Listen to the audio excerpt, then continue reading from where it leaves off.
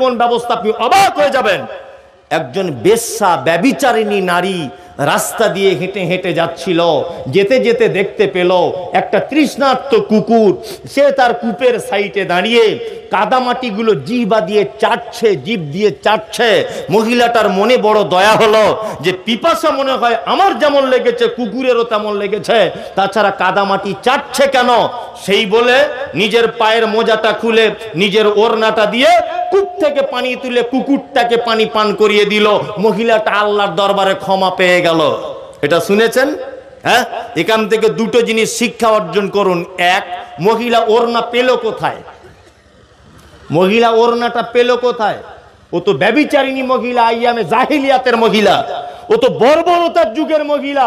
তার মানে বোঝা গেল তখনকার দিনে বেশ্যা মহিলারাও, তখনকার দিনে ব্যভিচারিণীরাও গায়ে ওড়না ব্যবহার করত।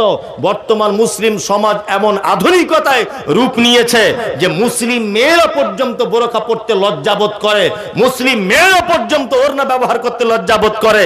এখান থেকে শিক্ষা নেন যে তখনকার দিনে যৌন কর্মীরা ওড়না ব্যবহার করত। নাম্বার 2 নম্বর শিক্ষা, কুকুরকে পানি পান করিয়ে ক্ষমা পাওয়া যায়। কি বললাম বুঝলেন না?